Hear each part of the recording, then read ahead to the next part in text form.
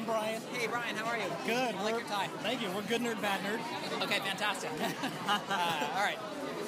We love the idea of your show, Manhattan. Ah, cool. Thank you. Wait, who is the good nerd and who is the bad nerd? Good nerd. Are you gonna? And are you? Yeah. So you're using your nerd powers for evil. Always. All right. Fair enough. He uses them to put on bow ties. By the way, but very well tied. And not everybody can tie a bow tie as well as you. So I'm very proud. What can we expect from the show? Like, how did this show come to you?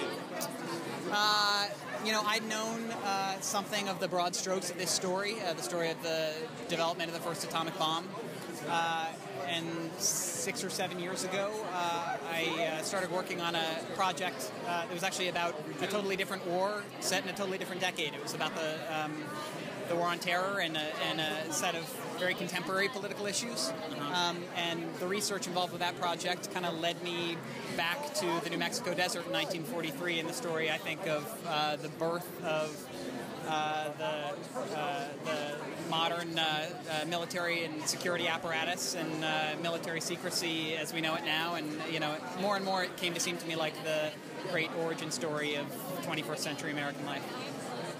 You also created Masters of Sex? I did not create it. No. That should be corrected. I was one of the writers on Masters of Sex. It was created by the very brilliant Michelle Ashford, who's the best boss I've ever had.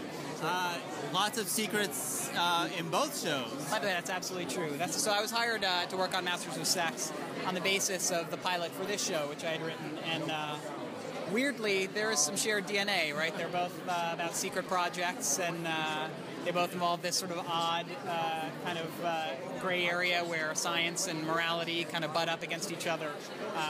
There's a little more nudity on Masters of Sex than there is in our show. I don't know quite how I wound up trading sex for violence, but here we are. Awesome. How much of the actual story and the history is going to make its way into the stories? How much of the reality versus the fictional stories that you're going to tell? So fundamentally our show is a work of fiction.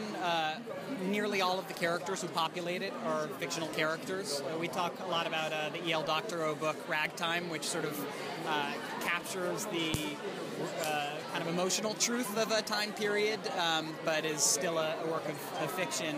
At the same time, it's really, really rigorously researched and very carefully fact-checked, and so we've taken great pains to be as faithful to the realities of the time period and the work that was done at Los Alamos and the lives of the people who helped usher in this new era in American life as we possibly can.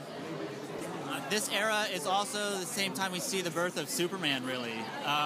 Speaking of Good Nerd, Bad Nerd, do you have a favorite superhero? By the way, you got to stick around and watch episode 2.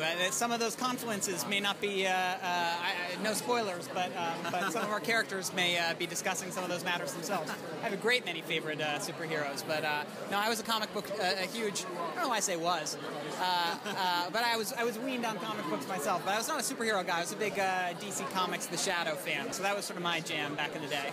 In terms of superheroes, yeah, I'm kind of a Batman over Superman guy, I have to say. It's like Stones over the Beatles. You know? So obviously superheroes, secret identities, all that. Secrets are right up your alley. Absolutely. If you could do because we're having a resurgence of superheroes on TV. That's true. If you could write a pilot, do a show like this, what would it be? I got to go back to my roots. It would be The Shadow. I was a big fan. I'm dating back to the Orson Welles radio serials. I was a big fan. I think some of the recent updatings of that story haven't been entirely successful aesthetically, but I'm a big fan of the character. Great. Well, thank you very much. Thank you guys so much. Great to meet you. Hey, thanks.